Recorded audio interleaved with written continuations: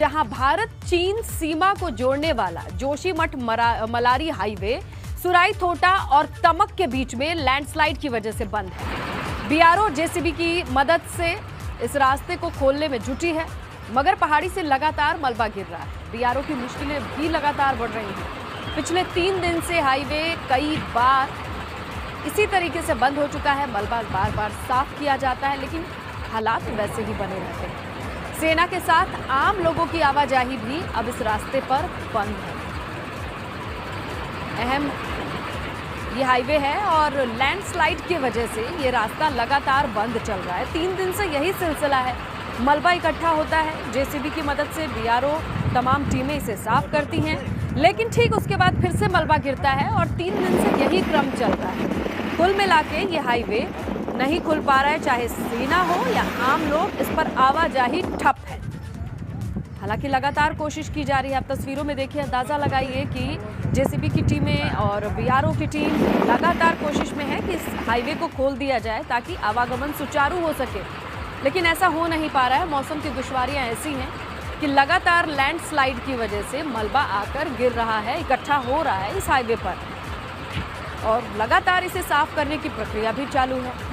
3 दिन से यही क्रम चल रहा है और कुल मिला के सेना हो चाहे आम लोग, आवाजाही इस हाईवे पर अभी बंद चल रही है। क्यों, आप अंदाजा लगाइए। पहली तस्वीर में आपको साफ दिख रहा है कि मलबा गिरते हुए नजर आ रहा है और यही क्रम यहाँ पिछले 3 दिन से चल रहा है।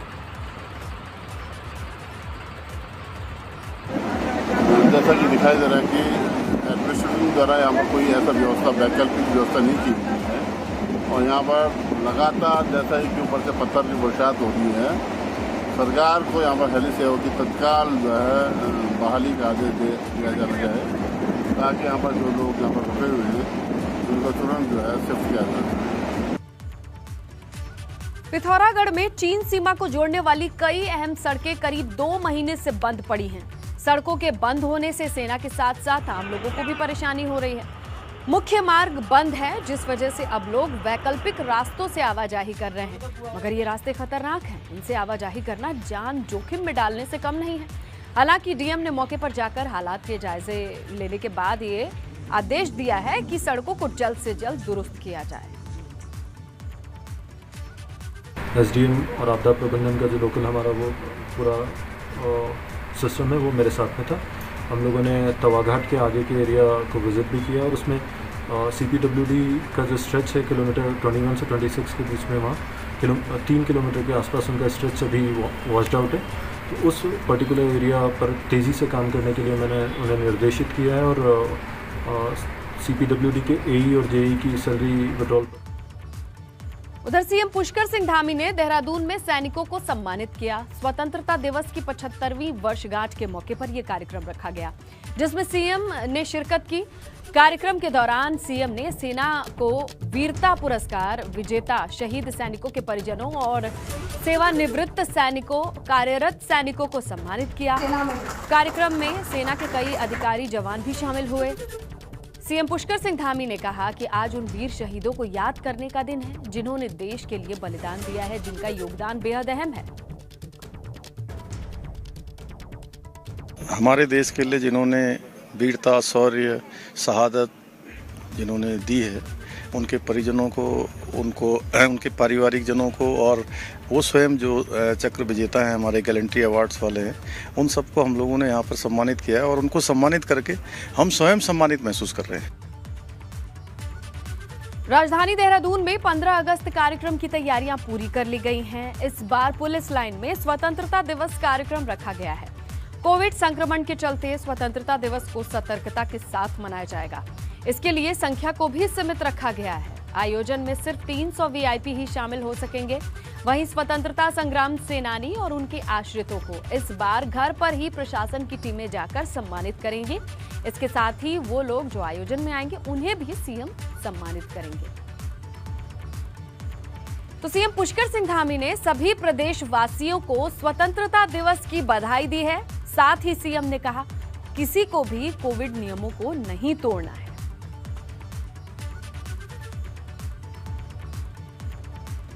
प्रधानमंत्री जी के आह्वान पर पूरे देश के अंदर आज़ादी का अमृत महोत्सव मनाया जा रहा है।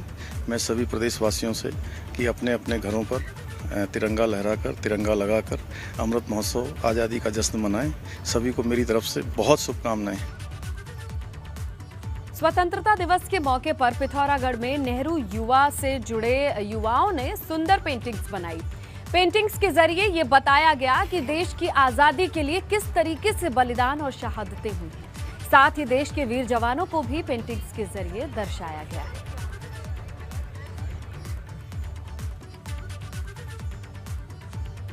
नेता प्रतिपक्ष प्रीतम सिंह टिहरी के चंबा पहुंचे, जहां प्रीतम सिंह ने केंद्र और प्रदेश की सरकार पर निशाना साधा। नेता प्रतिपक्ष ने कहा, डबल इंजन की सरकार ने चुनाव के समय लोगों से जो वादे किए थे उन्हें पूरा नहीं किया है। प्रीतम सिंह ने कहा कि महंगाई से आम आदमी त्रस्त है। तीर्थ पुरोहित, किसान, नौजवान सड़क पर हैं।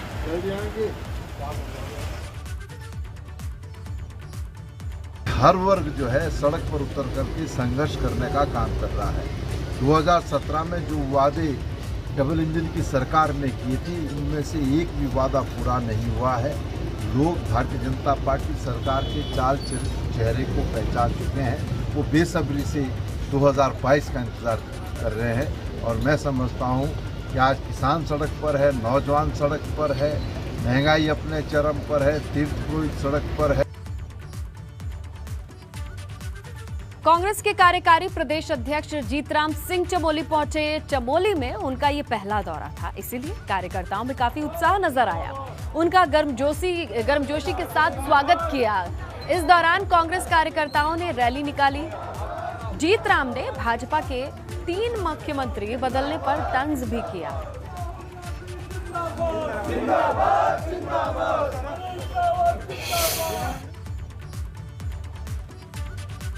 उत्तराखंड में सड़कों को गड्ढा मुक्त बनाने के लिए 15 सितंबर से बड़ा अभियान चलाया जा रहा है। सीएम पुष्कर सिंह धामी का आदेश है कि सड़कों की मरम्मत सही समय पर और कम समय में शुरू की जाए और इसे पूरा किया जाए।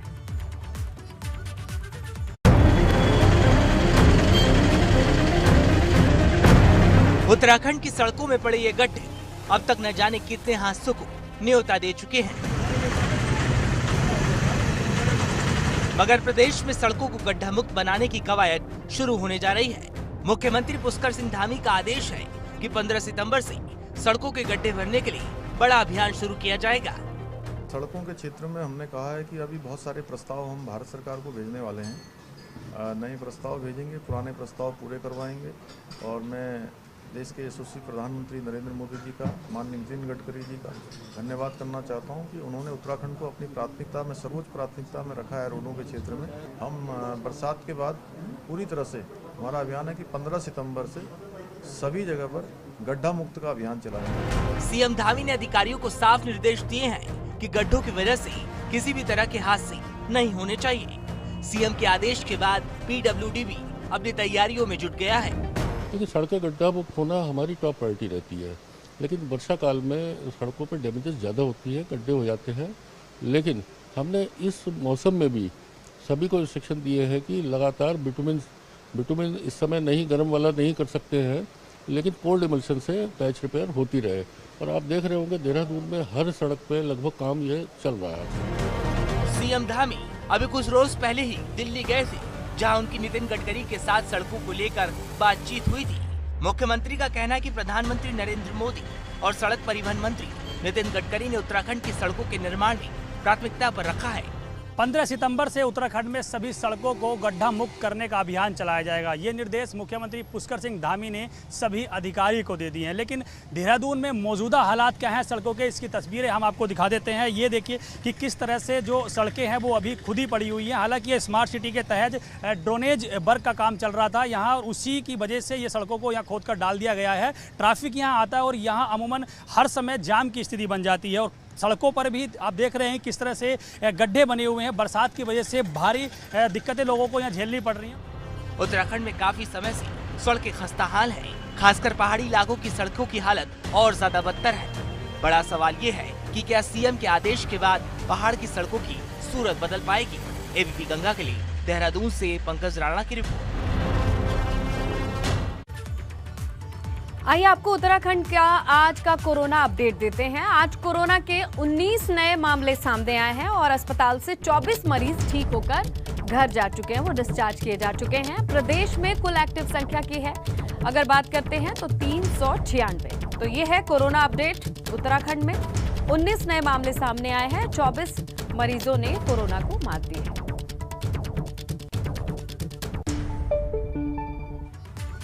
बात रुद्रप्रयाग की करते हैं। सड़क की मांग को लेकर ग्रामीण आंदोलन कर रहे हैं। गुस्साए ग्रामीणों ने अब अनिश्चितकालीन धरना शुरू कर दिया है।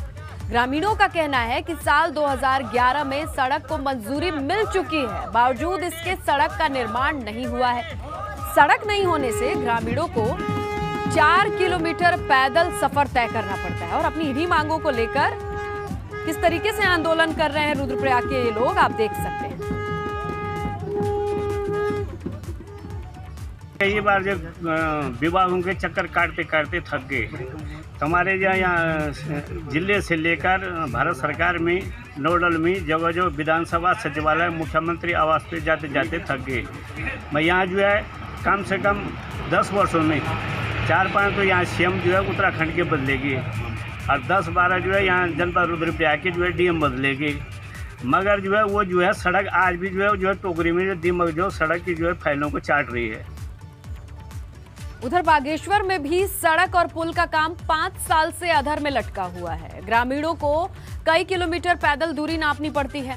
इसी को लेकर ग्रामीणों ने जिला कार्यालय पर प्रदर्शन किया। ग्रामीणों का कहना है कि 2016 में गांव के लिए 5 किलोमीटर लंबी सड़क निर्माण की प्रक्रिया शुरू तो हुई, मगर कुछ ही दूरी तक सड़क की कटिंग के बाद काम अभी तक आगे नहीं बढ़ पाया है।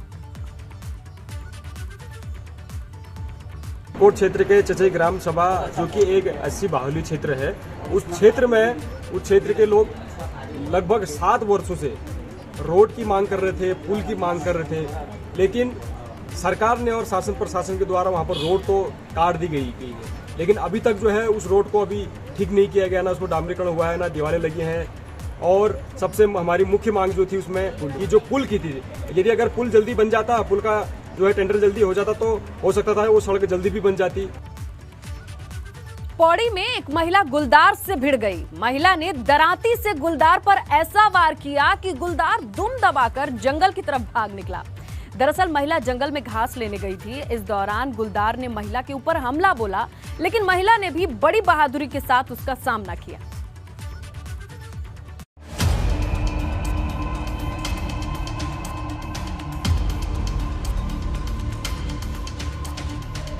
जंगल में अगर गुलदार दिख जाए तो उससे जान बचाना मुश्किल ही नहीं, नामुमकिन हो जाता है। ये है ही इतना खतरनाक शिकारी जिसके आगे अच्छे बेबस हो जाते हैं। मगर पौड़ी की इस महिला ने इस खतरनाक शिकारी के भी छक्के छुड़ा दिए। महिला जंगल में घास काटने गई थी, मगर तभी घात लगाए बैठे गुलदार ने महिला पर हमला कर दिया। तस्वीरों में देखा जा सकता है कि महिला के शरीर पर कितने गहरे जख्म बन गए हैं। गुलदार ने जैसे ही महिला के ऊपर हमला किया, इन्होंने अपनी दरांती से गुलदार के ऊपर वार करना शुरू कर दिया। महिला की दिलेरी के आगे गुलदार कमजोर पड़ा। महिला का शोर सुनकर कुछ ग्रामीण भी मौके पर पहुंच गए, जिसके बाद गुलदार दुम दबाकर जंगल की तरफ भाग गया।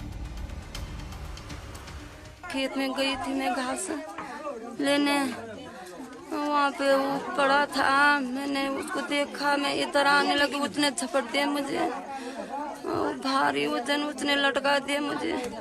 मैंने दरांती की मारी उसके मुंह पे, तब छोड़ा उसने। ग्रामीणों की माने तो इस गुलदार ने कुछ रोज पहले भी एक बुजुर्ग महिला के ऊपर हमला किया था, जिसमें महिला की मौत हो गई थी। ग्रामीण अब मांग कर रहे हैं कि गुलदार को आदमखोर घोषित कर उसे मौत की नींद सुलाया जाए। एबीपी गंगा के लिए पौड़ी से आलोक रावत की रिपोर्ट। देहरादून की खबर, जहां एक महिला साइबर ठगों के झांसे में आती है और 7 सालों में 68 लाख रुपए गंवा चुकी है। साइबर ठगों ने बीमा पॉलिसी के नाम पर अलग अलग किश्तों में 68 लाख रुपए ठग लिए हैं। मामले में एसटीएफ ने आरोपी मास्टरमाइंड देवेश नंदी को दिल्ली से गिरफ्तार किया है। गिरोह में शामिल दूसरे लोगों की भी एसटीएफ तलाश कर रही है।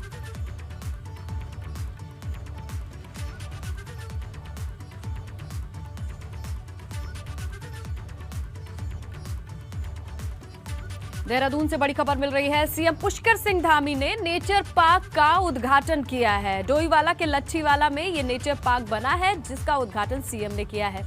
नेचर पार्क में उत्तराखंड की संस्कृति को दिखाया गया है। करोड़ों की लागत से बनकर तैयार हुआ ये नेचर पार्क और आज से आम लोगों के लिए इस पार्क को खोला गया है। कई तरीके की संस्कृति रंगों को संजोकर इसे तैयार किया गया है करोड़ों की लागत से और अब उद्घाटन के बाद इसे आम लोगों को सौंपा गया है।